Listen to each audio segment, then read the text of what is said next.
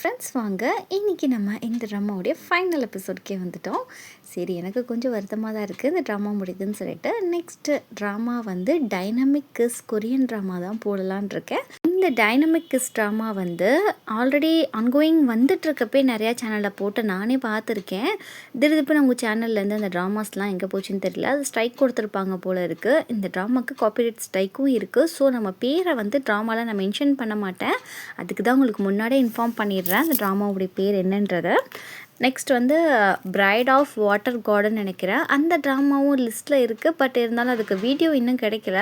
ரொம்ப ரேராக இருக்குது. சர்ச் பண்ணிகிட்டே இருக்கேன். கண்டிப்பாக அந்த ட்ராமாவும் வரும். சரி, ஃபர்ஸ்ட் டைம் பார்க்குறீங்கன்னா மறக்காமல் சேனலை சப்ஸ்கிரைப் பண்ணிவிடுங்க, லைக் பண்ணிவிடுங்க, ஷேர் பண்ணிவிடுங்க, ஹைப் பண்ணிவிடுங்க. கண்டிப்பாக நம்ம சேனலில் எப்போயுமே ஸ்டே டியூனாக இருங்க. நல்ல நல்ல ட்ராமாஸ் பார்க்கலாம். வாங்க வீடியோக்குள்ளே போகலாம். நம்ம ஹீரோவுடைய அப்பா ரொம்ப கோவமாக வீட்டுக்கு வராரு. என்னன்னு பார்த்தா ஹீரோவுடைய அம்மா ரொம்ப தைரியமாக தன்னுடைய ஹஸ்பண்டை டிவோர்ஸ் பண்ணவே துணிஞ்சிட்டாங்க. லாயரை வந்து பார்க்கலாம், நீங்கள் ஒன்றும் வந்து கோர்ட்டுக்கு வர பயந்தீங்கன்னா லாயர்கிட்ட எல்லாம் பேசி முடிச்சுக்கலான்ற மாதிரி சொல்ல அவர் செம்ம டென்ஷன் ஆகிறாரு. என்ன ஆனாலும் உன்னை டைவர்ஸ் பண்ண மாட்டேன்டி அப்படின்ற மாதிரி சொல்ல இந்த அம்மா பயங்கரமாக கத்திட்டு இருக்காங்க. இப்படியே வந்துட்டு நம்ம சிடுமுஞ்சி இருக்கா இல்லையா, அவள் சொல்லிட்டு இருக்கா ஜீன் கிட்ட இந்த மாதிரி ஹீரோ தான் இவனுடைய சொந்த தம்பி, ஹீரோவுடைய அப்பாவுடைய பொண்ணு தான் வந்து நம்ம சிடுமூஞ்சி, இது மாதிரி பழிவாங்க தான் வந்திருக்கேன்னு சொல்ல ஒன்றா மாதிரி குடும்பத்தை கெடுக்கிற ஒரு பொம்பளையை பார்த்ததே இல்லைன்ற மாதிரி சின்ன கழுவி ஊற்றிட்டு போயிடுறான். இப்படியே வந்து நம்மளுடைய சிடுமூஞ்சி வந்து அவங்க அப்பா முன்னாடி நிற்கிறா. அவருக்கு கூட தெரியும் போல இருக்குது தன்னுடைய பொண்ணுன்னு தெரிஞ்சு தான் இவர் வந்து அசிஸ்டண்ட்டாக வச்சு பிஸ்னஸ் எல்லாம் பார்க்க வச்சுருக்காரு. இதை மாதிரி வந்து என் பொண்ணுன்ற மாதிரி ஓவராக நீ அட்வான்டேஜ் எடுத்துக்காத, என்றைக்கு என் பொண்ணை அவனை ஏற்றுக்கவே மாட்டேன் அப்படின்னு இவர் வேற வன்மத்தை கூட்டிகிட்டு போகிறாரு அந்த பிள்ளை மேலே. இவ ஒரு விஷயத்தை யோசிச்சு பார்க்குறா. அவங்க அம்மாவும் அவளும் மலையில் நனைஞ்சிட்டு நம்ம ஹீரோவுடைய வீட்டிலேருந்து வரப்போ அவங்க அம்மா ரோட்லேயே ஹார்ட் அட்டாக் வந்து விழுந்து இறந்து போயிருப்பாங்க. அதனால தான் அந்த பிள்ளை காண்டாயிட்டு ரிவெஞ்ச் எடுக்கணும்னு சுற்றிக்கிட்டு இருக்கு. இப்படி அப்பா காட்டின கோவத்தை எங்கே காட்டணும்னு தெரியாமல் இது மாதிரி நம்மளோட ஹீரோவுடைய அம்மா வீட்டுக்கு போயிட்டு, என்னம்மா நீங்கள் இவ்வளோ சொகுசாக வாழ்கிறீங்க, ஒருத்தவங்க வாழ்க்கையை கெடுத்து ஒருத்தவங்களை சாகடிச்சிட்டு நீங்கள் மட்டும் சந்தோஷமாக வாழ்ந்துடலான்னு சொல்லி நினைக்கிறீங்களா, உங்கள் வாழ்க்கையில் நிம்மதியும் சந்தோஷமும் நிறைஞ்சிருக்குன்னு சொல்லி நினைக்கிறீங்களா அப்படின்ற மாதிரி வில்லத்தனமாக பேச இந்த அம்மாவுக்கு ஒன்றுமே புரியல. இவ தான் சொல்கிறா, இது மாதிரி உங்கள் ஹஸ்பண்டுடைய ஃபர்ஸ்ட் ஃபேமிலி வந்து நாங்கள் தான், உங்களால் தான் எங்கள் அம்மா இறந்து போயிட்டாங்க அப்படின்ற மாதிரி சொல்ல பாவம் இவங்களுக்கு எதுவுமே தெரியாது போல இருக்குது. இவங்க செம்மையாக டென்ஷன் ஆகிட்டு கணக்கே இல்லாமல் ஸ்லீப்பிங் பில்ஸ் எல்லாம் போட்டுடுறாங்க அதிகமாக. அதனால இவங்க வந்து சூசைட் பண்ண ட்ரை பண்ணுறாங்க. இதுக்கெல்லாம் காரணம் சிடுமூஞ்சி தான் அப்படி ஃபோர்ஸ் பண்ண வச்சிட்ருக்கா. இப்போ நம்ம ஹீரோக்கு ஒரு ஃபோன் கால் வருது. அது அம்மாவுக்கு வந்து ஹாஸ்பிட்டலில் சேர்த்துருக்காங்கன்னு சொல்லிட்டு நம்ம ஹீரோ ஓடி போய் பார்க்குறான். அங்கே இருக்க மேனேஜர்கிட்ட கேட்குறான், இதுக்கெல்லாம் காரணம் அப்பா தானே, அப்பானால தானே அம்மா இதை மாதிரி பண்ணியிருக்காங்க அப்படின்ற மாதிரி கேட்க அவரும் ஆமான்ற மாதிரி சொல்ல அப்பா கேஷுவலாக வந்து நிற்க பையன் கோவப்பட்டு கூட்டிகிட்டு போகிறான். உங்களுக்கு காதல்னா என்ன தெரியுமா, எங்கள் அம்மா உங்களை வந்து ரொம்ப லவ் பண்ணனால தான் இப்படி பண்ணியிருக்காங்க அப்படின்னு சொல்ல உங்கள் அம்மா ஒரு பைத்தியக்காரி, ரெப்புடேஷனே கெடுத்துட்டா அப்படின்ற மாதிரி சொல்ல 1-2 தூக்க மாத்திரை எக்ஸ்ட்ரா போட்டுட்டா அப்படின்ற மாதிரி மீடியா கிட்ட சொல்லி ஃபைலை க்ளோஸ் பண்ணு அப்படின்ற மாதிரி இறக்கம் இல்லாமல் சொல்ல அப்பா நீங்கள் இப்படி பண்ணுறதுக்கு நீங்கள் வந்து டோட்டலாக அவங்க வாழ்க்கையில் ரொம்பவே ரிக்ரெட் பண்ணுவீங்க அப்படின்ற மாதிரி நம்ம ஹீரோ சொல்லிட்டு இருக்கான். இப்போ தான் ஒரு ஃப்ளாஷ்பேக் போகுது. என்னென்னா நம்ம ஹீரோடைய தாத்தா இருப்பார் இல்லையா, இவர் வந்து ஹீரோடைய அப்பா ஜஸ்ட் ஒரு எம்ப்ளாயாக தான் இருந்திருப்பார், நல்ல திறமைசாலியாக இருந்திருப்பார். இவங்க ஹீரோவுடைய தாத்தாக்கு அப்புறம் இந்த கம்பெனியை வந்து எடுத்து நடத்துறதுக்கு இவரை வந்து தேர்ந்தெடுத்து பொள்ளையை வந்து கல்யாணம் பண்ணிக்கோ அப்படின்ற மாதிரி கேட்டிருப்பாரு. இவருக்கு இன்னொரு கல்யாணம் ஆச்சா இல்லையான்னு கூட அவருக்கு தெரிஞ்சிருக்காது. இப்படியே வந்து டைவர்ஸ் கேட்டிருக்காங்க இல்லையா, அப்போ லாயர் சொல்லியிருப்பாரு அவங்கள நீங்கள் டிவோர்ஸ் பண்ணிட்டீங்கன்னா ஒரு சல்லி பைசா கூட உங்களுக்கு சேராது. ஏன்னா ஹீரோ உடைய தாத்தா அப்படி தான் எழுதி வச்சுட்டு போயிருப்பார், இவர் ஜஸ்ட் ஒரு எம்ப்ளாயாக தான் இருக்கணும் அப்படின்ற மாதிரி சொல்ல இவர் போயிட்டு ஹீரோயினை மீட் பண்ணுறாரு. நம்ம ஹீரோயின் கிட்ட போய் சொல்கிறாரு, உங்கள் அப்பாவும் நானும் க்ளோஸ் ஃப்ரெண்டு, நான் என்னோட ஃபஸ்ட்டு பொண்டாட்டியை விட்டுட்டேன்னு சொல்லி தான் உங்கள் அப்பா வந்து நிறையா என்கிட்ட பிரச்சனை பண்ணனா, அதனால தான் உங்கள் அப்பாவுக்கு நான் நிறைய பிரச்சனை கொடுத்தேன். ஹீரோவுடைய அப்பாவும் ஹீரோயினோட அப்பாவும் ரொம்ப க்ளோஸ் ஃப்ரெண்டாக இருந்திருப்பாங்க. ஹீரோவுடைய அப்பா தன்னோட மனைவியும் தன் குழந்தையும் விட்டுட்டு இன்னொரு கல்யாணம் பண்ணதை ஹீரோயினோட அப்பா ரொம்ப வன்மையாக கண்டிச்சிருப்பாரு. அதனால ரொம்ப ப்ரெஷர் பண்ணியிருப்பாரு, ரொம்ப ப்ராப்ளம்ஸ்லாம் க்ரியேட் பண்ணதுனால தான் ஸ்ட்ரெஸ்ஸில் வந்து ஹீரோயினோட அப்பா இறந்து போயிருப்பாரு. இப்போ இதெல்லாம் சொல்லிட்டு இந்த பிளாங்க் செக்கை வச்சுட்டு இடத்த காலி பண்ணி என் பையனை விட்டுடு அப்படின்ற மாதிரி சொல்ல இவ போய் அதெல்லாம் தேவையில்லைன்னு சொல்லிட்டு கிளம்பி வந்துடுறா. இப்படியே வந்து நம்ம ஹீரோ காணும்னு சொல்லிட்டு ஃபோனெல்லாம் பண்ண அவன் எடுக்கவே மாட்டேங்கிறான். இந்த பக்கம் அம்மா ஒரு பக்கம் தூக்கத்திலே நான் எந்த தப்பும் பண்ணலை அப்படின்ற மாதிரி புலம்பிட்டு இருக்காங்க. இப்படியே வந்து காலையில் ஆகிடுது. நம்ம ஹீரோயின் அப்படியே பெஞ்சிலே தூங்கிடுறாங்க.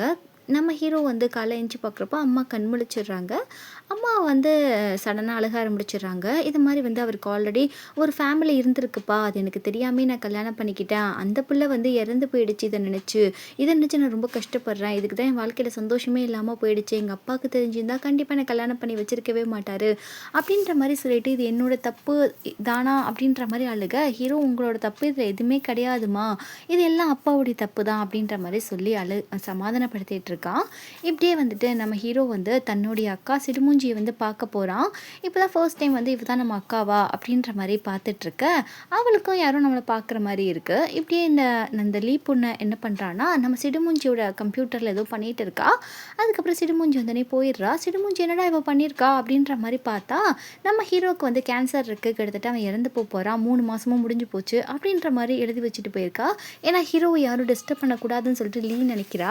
இப்படியே வந்து நம்ம ஹீரோயினை கூட்டிகிட்டு நம்ம ஹீரோ வந்திருக்கா அவங்க அம்மாவை பார்க்குறதுக்கு. நம்ம ஹீரோயின் கொஞ்சம் அவங்களுக்கு தலையெல்லாம் வாரி விட்டுட்டு கொஞ்சம் நல்லாவே டேக் கேர் பண்ணிக்கிறாங்க. இப்போ பையனோட கையையும் நம்ம ஹீரோயினோட கையையும் கோர்த்து வச்சுட்டு எப்பவுமே ஹாப்பியாக இருக்கணும், சந்தோஷமாக இருங்கப்பா, என் வாழ்க்கை மாதிரி உன் வாழ்க்கை ஆகிடக்கூடாது அப்படின்னு சொல்கிறாங்க. இவங்களை பார்க்கையில எனக்கு ரொம்ப பாவமாக தான் இருக்குது.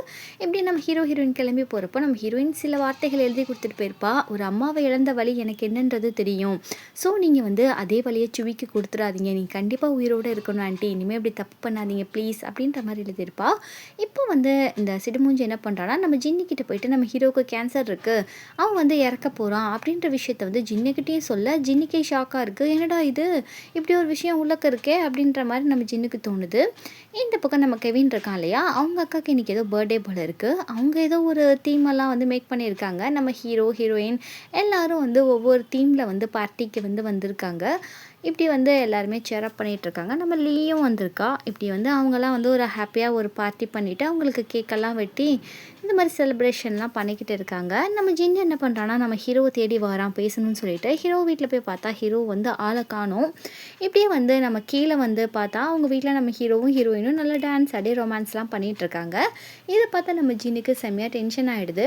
இப்படி நம்ம ஹீரோயின் கூட டான்ஸ் ஆடினப்போ நம்ம கெவினோட அக்காவுக்கு ஹீரோவை பிடிக்குன்றது ஹீரோக்கே தெரியும். டான்ஸ் ஆட கூப்பிட்றான். நான் போய் ஹேண்ட் வாஷ் பண்ணிட்டு வரேன்னு அந்த லேடி போகிறாங்க. அப்போ கரெக்டாக நம்ம ஹீரோவுக்கு மறுபடியும் அந்த பெயின் வர ஆரம்பிச்சிடுது. அவனுக்கு என்ன செய்யுதுன்னு தெரியல, எல்லாருக்கும் தெரிஞ்சிடும் சொல்லி பயப்பட டக்குன்னு நம்ம ஹீரோயின் வந்துடுறா. வந்தோடனே நம்ம ஹீரோயினை ஹக் பண்ணுற மாதிரி ஹக் பண்ணிக்கிறான். இப்போ வந்து நம்மளுடைய லீக்கு தெரியுது இவனுக்கு வந்து அந்த பெயின் வந்துடுச்சுன்னு சொல்லிட்டு. நீ எவ்வளோ தைரியம் தான் ஃபியான்சி முன்னாடி இப்படி உன்னோட லவ்வரை நீ ஹக் பண்ணுவ, உனக்கு கொஞ்சமாவது மனசாட்சி இருக்கா இல்லையா சுவி அப்படின்ற மாதிரி தனியாக கூட்டிகிட்டு போயிட்டு அவனை ரூமில் கொண்டு போய் விட்டுறேன், எல்லாருக்கும் தெரிஞ்சிடும் அப்படின்னு சொல்கிறப்போ, இல்லை நான் வெளியே போயிட்டு கொஞ்சம் ஃப்ரெஷ் ஏர் வாங்கினா எனக்கு சரியாயிடும் அப்படின்ற மாதிரி அவன் சொல்கிறான். லீயும் வந்து ஓகேன்னு சொல்லிட்டு நம்ம ஹீரோ யாருக்கும் தெரியாமல் எஸ்கேப் ஆகி கீழே போயிடுறான். இங்கே ஹீரோயின் கிட்டே ஏதோ சொல்லிட்டு சமாளிச்சிடுறாங்க. இந்த பக்கம் நம்ம ஹீரோ வெளியே வந்து வாமிட் பண்ணிகிட்டு இருக்கான் ஒரே ரத்தமாக. இதை நம்ம ஜின்னு பார்த்துட்டு பக்கத்தில் வர நம்ம ஹீரோ வந்து நான் ஜஸ்ட் ஏதோ ரொம்ப வந்து காரமாக சாப்பிட்டேன், மூக்கிலேருந்து ஒரே பிளட்டாக வருது அப்படின்ற மாதிரி சமாளிக்க, ஜின்னுக்கு கோவம் வந்துட்டு நம்ம ஹீரோக்கு உடம்பு சரியில்லைன்னு கூட பார்க்காம பயங்கரமாக அவனை போய் அடிக்க போகிறான். பட் அடிக்கலை. எவ்வளோ தைரியம் தான், நீ வந்து போய் சொல்லி அவளை காதலிப்ப, அவளுக்கு இந்த விஷயம் தெரியுமா தெரியாதா, கண்டிப்பாக அவளை வந்து நீ உன்னை ப்ரொடெக்டிவாக உன்னால் பார்த்துக்கவே முடியாது, எனக்கு அவள் தான் உயிர், ஆனால் நீ ஏன்டா இப்படி இருக்க, கண்டிப்பாக நீ சாகக்கூடாதுடா, நீ உயிரோடு தான் இருக்கணும், என்கிட்ட இருக்க கிட்னி லிவர் என்ன வேணாலும் எடுத்துக்கோ, என் ஹார்ட்டை கூட எடுத்துக்கோ, ஆனால் நீ உயிரோடு இருக்கணும், ஏன்னா அவளுக்கு ஒன்று தாண்டா பிடிச்சிருக்கு, நீ இறந்து போயிடக்கூடாதுடா, அவன் நம்பிக்கை உடைஞ்சு போயிடும் அப்படின்ற மாதிரி இவன் பயங்கரமாக திட்டிட்டு ஓரளவு இவங்களுக்குள்ள அந்த ப்ராப்ளம்ஸ் எல்லாம் பேசி இப்போ வந்து சார்ட் அவுட் பண்ணிடுறாங்க. 2 பேரும் கொஞ்சம் ஃப்ரெண்ட்லியாகவும் பேச ஆரம்பிக்கிறாங்க மனசு விட்டு. இப்படியே இவங்களுக்குள்ள ப்ராப்ளம்லாம் சால்வ் ஆகிடுது. இந்த பக்கம் ஜின் என்ன பண்ணுறான்னா, நம்ம ஹீரோ கம்பெனிலேருந்து ரிசைன் பண்ணுறான். இந்த மாதிரி சிடுமூஞ்சி கிட்ட எத்தனை தடவை தான் ரெசிக்னேஷன் கொடுக்குறது, அவள் ஏற்றுக்கவே மாட்டேங்கிறா, அதனால டேரெக்டாக உங்ககிட்டே நான் கொடுத்துட்டேன், இனிமேல் இந்த வேலைக்கு நான் வரமாட்டேன் அப்படின்னு சொல்லிட்டு இவன் போகிறான். இங்கே பாருங்கள், உங்கள் பையனும் ஷென்ஷனும் லவ் பண்ணுறாங்க, அவங்கள பிரிக்கணும்னு நினைக்காதீங்க, ஒரு வேளை உங்கள் பையனோட சந்தோஷத்தை நீங்கள் கெடுக்கணும்னு நினச்சிங்கன்னா கண்டிப்பாக நீங்கள் வந்து ஒரு நாள் பயங்கரமாக வருத்தப்படுவீங்க அப்படின்ற மாதிரி அவன் சொல்லிட்டு போக, இங்கே ஹீரோடைய அப்பா சும்மா இல்லாமல் நம்ம ஹீரோயினை கூட்டிகிட்டு ஒரு இடத்துக்கு போகிறாரு. அங்கே பார்த்தா நம்ம ஜின்னு மேலே போய் கேஸை போட்டு போலீஸ் வந்து இழுத்துட்டு போகிறாங்க. இதை நம்ம ஹீரோயின் பார்த்துட்டு எப்படி இருப்பா, அவளுக்கு வர பதறி போகுது. பின்னாடியே ஓட நம்ம ஹீரோவுடைய அப்பா கூட்டிகிட்டு போயிட்டு, இதுக்கெல்லாம் காரணம் நீ தான், உன்னால் தான் இப்படிலாம் நடக்குது, நீ ஒழுங்காக இருந்தால் ஏன் இவ்வளோ கஷ்டப்பட போகிறாங்க மற்றவங்க, நான் சொல்கிறத மட்டும் செய்யி அப்படின்ற மாதிரி இந்த பிள்ளைய மேனிப்புலேட் பண்ண, அவளும் கொஞ்சம் அப்பாவி தானே, அதெல்லாம் புரிஞ்சிக்கிறா. இப்படியே நம்ம ஹீரோ வந்து அவன் வீட்டில் என்ன பண்ணுறான்னா, ஒரு பூச்செடி எடுத்து பார்க்குறான். இந்த பூ எப்படா பூக்கும், இந்த பூ பூக்கிறதுக்குள்ள நான் உயிரோடு இருக்க மாட்டேனேன்ற மாதிரி ரொம்ப ஃபீல் பண்ணுறான். ஹீரோயினுக்கு ஃப்ளவர் கொடுக்க முடியாதுன்னு மொட்டை மாடியிலேருந்து பார்க்குற நம்ம ஹீரோயின் தன்னுடைய அப்பா கிட்ட தான் பேசிட்டு வரா அப்படின்றது நல்லாவே புரிஞ்சுக்கிறான். ஹீரோயினுக்கு நைட்டெல்லாம் தூக்கமே வரல. ஜின்னை வேற போலீஸ் கூட்டிகிட்டு போயிட்டாங்க. நான் என்ன செய்வேன் அப்படின்ற மாதிரி யோசிக்க, இப்படி நம்ம ஹீரோ ரொம்ப கடுமையாக உழைச்சி நம்ம ஹீரோயினுக்கு ஃப்ளவர் எல்லாம் வாங்கிட்டு வந்து கொடுக்குறப்போ கையெல்லாம் பார்த்தா ரொம்ப அடிபட்டு ரொம்ப வந்து ஒரு மாதிரியாக இருக்குது. ஹீரோயின் இதெல்லாம் பார்த்து அழுகிறா. எனக்காக நீ இவ்வளோ கஷ்டப்பட்டு எனக்கு சாப்பாடு போடணுமா அப்படின்ற மாதிரி ரொம்ப அழுக. நம்ம ஹீரோ அதெல்லாம் ஒன்றும் இல்லைப்பா, நான் உன்னை பார்த்துக்கிறது எனக்கு வந்து ரொம்ப ஹாப்பி தான் அப்படின்னு சொல்ல, நம்ம ஹீரோயின் என்ன பண்ணுறான்னா பெட்டி படுக்கையெல்லாம் தூக்கிட்டு கிளம்பிடுறா. ஏன்னா ஹீரோவுடைய அப்பா வேற பிளாக்மெயில் பண்ணியிருப்பார் இல்லையா, ஹீரோ வேற ரொம்ப கஷ்டப்படுறான், எதுக்கு அவனை கஷ்டப்படுத்தணும்னு சொல்லிட்டு ஹீரோக்கு ஒன்றும் புரியல. என்னம்மா எங்கே கிளம்பிட்ட அப்படின்ற மாதிரி கேட்க, இல்லைப்பா உனக்கு எனக்கும் செட் ஆகாது, ஏதோ நம்ம லவ் பண்ணோம், எல்லாம் முடிஞ்சு போச்சு, உங்கள் அப்பா ஏதோ எங்கள் அப்பாவை ரீவேஞ்ச் பண்ணார், அதுக்காக ரீவேஞ்ச் பண்ணுறதுக்காக தான் நான் உன்னை லவ் பண்ணேன், மற்றபடி என்னை வந்து மறந்துடு, உன் வாழ்க்கையை நீ நல்லபடியாக பார்த்துக்கோ, இனிமேல் உனக்கும் எனக்கும் எல்லாம் முடிஞ்சு போச்சு அப்படின்ற மாதிரி சொல்ல, ஹீரோ இங்கே பாரு நீ ஏதோ லூஸ் மாதிரி பேசுகிற அப்படின்ற மாதிரி சொல்ல, இல்லை நான் தெரிஞ்சு தான் பேசுகிறேன், உன்னை ரீவெஞ்ச் பண்ணிட்டேன் உங்கள் அப்பாக்காக அப்படின்ற மாதிரி சொல்லிட்டு போக, இங்கே பாரு நான் வந்து ஒரு 3 மாதத்தில் உயிரோடு இருந்து இறந்து போனால் கூட நான் வந்து எதுக்கும் வருத்தப்பட மாட்டேன். ஏன்னா என் வாழ்க்கை அவ்வளோ அழகாக இருந்துச்சு இந்த 3 மாதம் கூட, அதனால வந்து நீ போனால் கூட எனக்கு பிரச்சனை கிடையாதுமா, நான் வந்து கடைசி வரைக்கும் நான் காதலிச்சிட்டு தான் இருப்பேன் மனசில் அப்படின்ற மாதிரி இவன் சொல்ல, இங்கே ஹீரோயினுக்கு ஒரே அழுகியாக வருது. நம்ம ஹீரோக்கு அந்த பெயின் வந்து ஸ்டார்ட் ஆக ஆரம்பிக்குது. இங்கே ஹீரோயின் அழுதுகிட்டே போக, நம்ம ஹீரோ வந்து காதல் வசனமாக பேசிகிட்டு இருக்கான், சின்ன வயசில் நடந்ததெல்லாம். இங்கே ஹீரோயின் அப்போயாவது திரும்ப வருவாளான்னு பார்த்தா அவள் வந்து பெட்டி படிக்க தூக்கிட்டு போகிறதுலே ரொம்ப குறியாக இருக்கா. இப்படியே வந்து மறுநாள் ஆகுது. நம்மளோட சிடுமூஞ்சி இருக்கா இல்லையா, அவளுக்கு வந்து ஓரளவு தெரிஞ்சிருச்சு நம்ம ஹீரோயினோட அப்பா தான் வந்து சின்ன வயசில் இவளுக்கும் இவங்க அம்மாவுக்கும் வந்து ஹெல்ப்பெல்லாம் பண்ணியிருக்காங்கன்னு சொல்லிட்டு அந்த சோகத்தில் ரொம்ப குடிச்சிட்டு நம்ம ரொம்ப கெட்டவளாக இருக்குமே நினச்சிட்டு தம்பி வீட்டுக்கு போகிறா. அவனுக்கு ஒரே ஷாக்காக இருக்குது. அக்காவை பார்க்கவும் இவள் வாமிட் பண்ணுறா. அவன் தான் போய் டேக் கேர் பண்ணிக்கிறான். இப்படியே வந்துட்டு இவள் உட்காந்துட்ருக்கா. என்னுடைய அக்கா நீ தானே அப்படின்ற மாதிரி ஹீரோ கேட்க, எவ்வளோ கசப்பான உண்மை பற்றியா அப்படின்ற மாதிரி நம்மளுடைய சுடிமூஞ்சி சொல்ல, என்ன நீ இப்படி சொல்லிட்ட, அக்காவா நீ இருக்கிறத நினச்சி நான் சந்தோஷம் தான் படுறேன் அப்படின்ற மாதிரி சொல்கிறப்போ, என்றைக்குமே நீ எனக்கு எதிரி தான் அப்படின்ற மாதிரி இவள் சொல்லிகிட்ருக்கா. இங்கே பாருக்கா, ஒருவேளை நான் இறந்து போயிட்டேன்னா என்னோடய ஃபேமிலியை எங்கள் அப்பா அம்மாவை நீ தான் பார்த்துக்கணும்னு சொல்ல, என்னால் முடியாதுன்ற மாதிரி அவள் சொல்கிறா. அட்லீஸ்ட் எங்கள் அம்மாவை ஹர்ட் பண்ணாமையாவது இரு, அவங்க ரொம்ப அப்பாவி, அவங்களுக்கு எதுவுமே தெரியாது அப்படின்னு சொல்கிறப்போ இவள் அழுதுட்டு, நான் பண்ண தப்பு தான்ப்பா, இனிமேல் வந்து உங்கள் அம்மாவை நான் ஹர்ட் பண்ண மாட்டேன், அது போக நீ இறந்துட்டதுக்கு அப்புறமும் நான் வந்து உன்னை டேக் கேரும் உங்கள் ஃபேமிலி டேக் கேரும் நான் பண்ண மாட்டேன்ப்பா, நான் வந்து சைனா கிளம்புறேன் அப்படின்ற மாதிரி இவ சொல்லிட்டு போகிறா. நம்ம ஹீரோவுக்கு கொஞ்சம் மனசு கஷ்டமாக இருக்குது. மனசுலேயே நினச்சிக்கிறான், தேங்க்ஸ்க்கா நீ வந்து எங்கள் அம்மா ஹர்ட் பண்ண மாட்டேன்னு சொன்னதுக்கு, அது மாதிரி தம்பி இறந்தும் போக போகிறேன், அவனுக்கு கடைசியாக குட் பை சொல்கிறேன், போயிட்டு வாங்க, நான் உங்க கூட டைம் ஸ்பெண்ட் பண்ண முடியலேன்னு நினச்சி ரொம்ப வருத்தப்படுறேன் அப்படின்னு இவன் நினைக்கிறான். கொஞ்சம் கூட நம்மளுக்கு ஒரு அக்கா இருக்காங்களேன்ற மாதிரி கில்ட்டெல்லாம் அவனுக்கு கிடையாது, ரொம்ப ஹாப்பியாக தான் ஃபீல் பண்ணுறான்.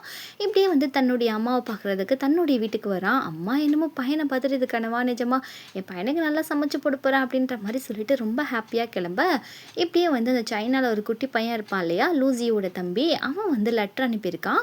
நம்ம ஹீரோ ஸ்விம்மிங் சொல்லி கொடுத்துட்டு வந்திருப்பான் இல்லையா, அந்த பையன் நல்லா ஸ்விம்மிங் கற்றுட்டு கிட்டத்தட்ட வந்து ஒரு ஸ்விம்மிங் காம்படிஷனில் வந்து நான் கலந்துக்க போகிறானா, அதுக்கு வரணுன்ற மாதிரி சொல்ல, நம்ம ஹீரோ ஆசைப்பட்ட மாதிரி ஃபைனலாக ஒரு ஃபேமிலி டின்னரையும் வந்து சாப்பிட்றான் அவங்க அப்பா அம்மா கூட ரொம்ப ஹாப்பியாக. இப்படியே வந்து ஹீரோவுடைய கம்பெனியில் ஒரு மிகப்பெரிய ப்ராப்ளம் வருது. எல்லாருமே போராடிட்டு இருக்காங்க. நம்ம ஹீரோ வந்தோடனே அவனையும் வந்து கேட்குறாங்க, கேள்விகள் எல்லாம் கேட்குறாங்க. இங்கே லாயர் வந்து சொல்கிறாரு, நம்ம டிவோர்ஸ் பண்ணணும்னு சொல்கிறாங்க, அப்படி பண்ணாட்டா வந்து அந்த கம்பெனி ஷேர் எல்லாமே அவங்க கீழே எடுத்துக்கணும் அப்படின்ற மாதிரி சொல்கிறாங்கன்னு சொல்ல, இங்கே நம்ம ஹீரோ வந்து உங்களுக்கு அநியாயம் நடந்திருக்கு, அதனால் உங்கள் பக்கம் தான் நிற்பேன், எங்கள் அப்பா பக்கம் நான் நிற்க மாட்டேன், நீங்கள் ஒன்றும் பயப்படாதீங்கன்ற மாதிரி அவங்க அப்பாவுக்கு எதிராக மீடியாவுக்கு முன்னாடி பேச, எங்கள் அப்பா கொந்தளிச்சு போய் உட்காந்துருக்காரு. இப்போ ஜின்னு வந்து சொல்லிக்கிட்டு இருக்கா, உங்கள் பையன் மேலே கோவப்படாதீங்க, உங்கள் பையனுக்கு வந்து லிவர் கேன்சர் இருக்குது, கிட்டத்தட்ட அவன் ஃபைனல் ஸ்டேஜில் இருக்கான், எப்போ இறந்து போவானே தெரியாது, முதல்ல போய் அதை பாருங்கள், நான் தான் சொன்னேன்ல உங்கள் 2 பேரையும் வந்து காதலை பிரிச்சிடாதீங்கன்னு சொல்லிட்டு நீங்கள் பிரித்து ரொம்ப மிகப்பெரிய தப்பு பண்ணிட்டீங்க, உங்கள் பையனுக்கு ஒரு அநியாயத்தை பண்ணிட்டீங்க அப்படின்ற மாதிரி இவன் சொல்லிட்டு போக, இவருக்கு ஒன்றுமே புரியல. லீவ் வந்தோடனே கேட்டுட்டு இருக்காரு, ஏம்மா இதை மாதிரி சொல்கிறாங்களேம்மா, என் பையன் என்ன இறந்து போகிறானா அப்படின்ற மாதிரி கேட்க, நீயும் ஆமாம் அவனுக்கு கேன்சர் ஃபைனல் ஸ்டேஜ், இறந்து தான் போக போகிறான் அப்படின்னு சொன்னோடனே இவருக்கு மனசே உடஞ்சி போயிடுது. இப்போ தான் இவருக்குள்ள ஒரு கருணை இருக்குன்றதே தெரியுது.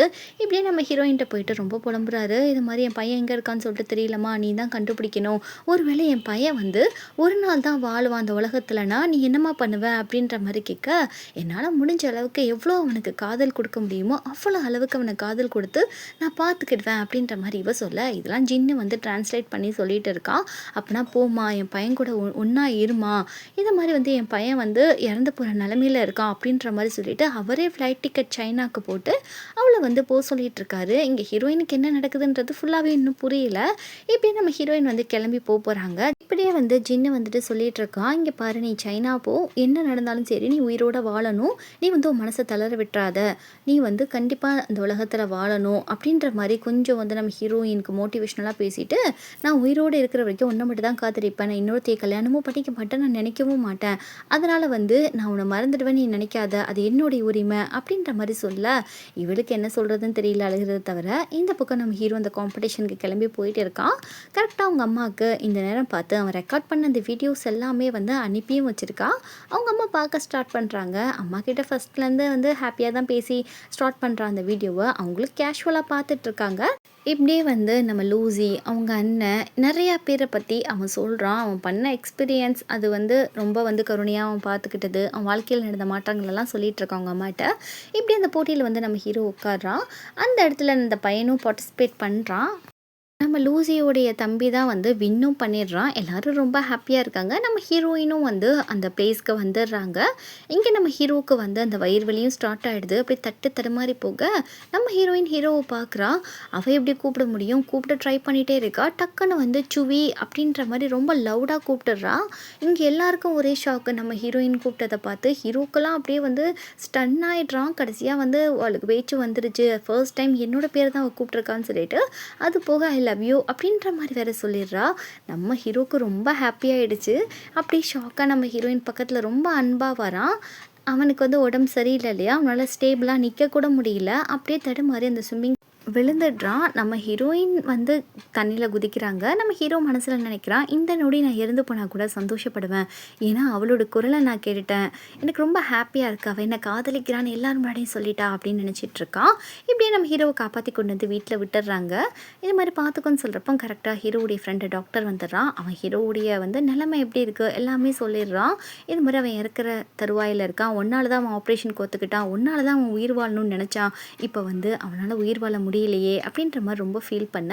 இப்படி நம்ம ஹீரோயின் ஹீரோ கையை பிடிச்சிக்கிட்டே வந்து நைட்டெல்லாம் தூங்குறாங்க. காலையில் எடுத்து நம்ம ஹீரோவை காணும்னு சொல்லிட்டு நம்ம ஹீரோயின் பத்திரை போய் தேடினா நம்ம ஹீரோ வெள்ளைன்னு சொல்லியுமா ட்ரெஸ் எல்லாம் போட்டுக்கிட்டு ரொம்ப பிரகாசமாக ரெடியாகி ரொம்ப ஹாப்பியாக நம்ம ஹீரோயினை பார்த்து சிரிக்க, வா ஒரு இடத்துக்கு போகலாம் அப்படின்னு சொல்லிட்டு நம்ம ஹீரோயினை வந்து கூட்டிகிட்டு போகிறான். ஆல்ரெடி நம்ம ஹீரோயின் கூட்டிகிட்டு போன அந்த புல்வெளிக்கு தான் கூட்டிகிட்டு போயிட்டு நம்ம ஹீரோ சொல்கிறான், இங்கே பாரு நான் இறந்ததுக்கப்புறம் நீ ஃபீலெல்லாம் பண்ணக்கூடாது, இந்த ஜென்மத்தில் நான் உன்னை சீக்கிரம் விட்டுட்டு போகிறேன், அடுத்த ஜென்மத்தில் கண்டிப்பாக உன் கூட ரொம்ப நாள் நான் உயிர் வாழ்வேன் அப்படின்ற மாதிரி அவன் மனசில் இருக்க எல்லாத்தையும் சொல்லிட்டு, உன் மடியிலே நான் விழுந்து இறந்து போகணுன்னு சொல்லிட்டு நினைக்கிறேன் அப்படின்ற மாதிரி ஹீரோயின் கிட்ட பேசிட்டு அந்த லக்கி ஸ்டார் சிம்பிளை காட்டுறதுக்காக கையை தூக்குறான். நம்ம ஹீரோயினு கையை வைக்கிறாங்க.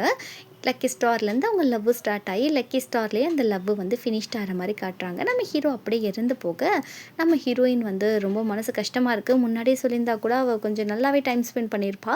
லாஸ்ட் நேரத்தில் தான் நம்ம ஹீரோயினுக்கு வந்து அவன் இறந்து போகிறதே தெரிஞ்சிருக்கு. அப்படியே நம்ம ஹீரோவை வந்து மெதுவாக கீழே படுக்க வச்சுட்டு அப்படியே நம்ம ஹீரோயினும் ஒரு ஹெட்செட்டை வந்து காதில் மாட்டிட்டு நம்ம ஹீரோ காதிலே மாட்டி விட்டுட்டு அப்படியே வந்து எங்கள் காதல் வந்து இதே போலவே மனசார தொடரும் அப்படின்ற மாதிரி டேரக்டர் இப்படி காட்டுறாரு. அதுக்கப்புறம் நம்ம ஹீரோடைய அம்மா பார்த்துட்டே இருக்காங்க. லாஸ்ட்டாக நம்ம ஹீரோ பேசியிருப்பான் இல்லையா, எனக்கு வந்து இறந்து போகிறத நினச்சி ரொம்ப பயமாக இருக்குமா அப்படின்ற மாதிரி அவன் அந்த வார்த்தையை சொல்லிட்டு போயிருப்பான். அதை இவங்க பார்த்தோன்னே இவங்களுக்கு மனசெல்லாம் பதறுது, என்னடா நம்ம பிள்ளை இப்படி பேசுதுன்னு சொல்லிட்டு.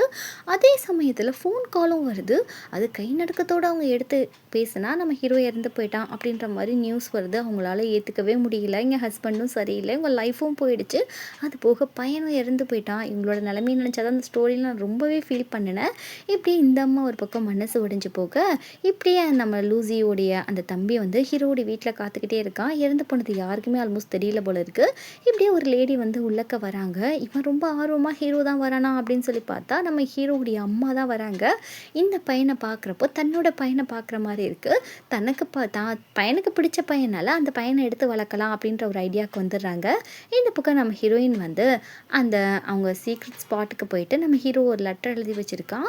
இந்த கிறிஸ்மஸ்க்கு இல்லை, கண்டிப்பாக நான் உன்னை தேடி வருவேன், நான் எப்போயுமே உன் கூட தான் இருப்பேன், கண்டிப்பாக இந்த ஸ்டார் நெக்லஸை வந்து நீ கழுத்திலே போட்டுக்கோ அப்படின்ற மாதிரி சொல்ல நம்ம ஹீரோயின் வந்து நம்ம ஹீரோயினும் இறந்து போகல. லக்கி ஸ்டாரா எப்பயுமே என் கூடயே தான் இருக்கா. எங்க அம்மா மாரி, எங்க அப்பா மாரி அப்படின்ற மாரி மனசுல நினச்சு அந்த லக்கி ஸ்டார் சிம்பல் காட்டுறதோடயே இந்த ட்ராமா இங்க முடியுது. எனக்கு என்னன்னே தெரியலங்க. ரீசென்ட் டேஸ்ல நான் எடுக்கிற எல்லா ட்ராமாவுமே சேட் எண்டிங்காவே இருக்கு. இது நான் கொஞ்சம் கூட எக்ஸ்பெக்ட் பண்ணல.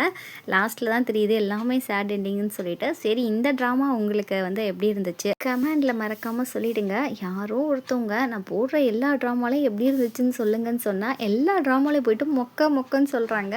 சரி எதா இருந்தாலுமே நான் இம்ப்ரூவ் பண்ண ட்ரை பண்றேன். சரி அடுத்த ஒரு நல்ல ட்ராமால பார்க்கலாம்.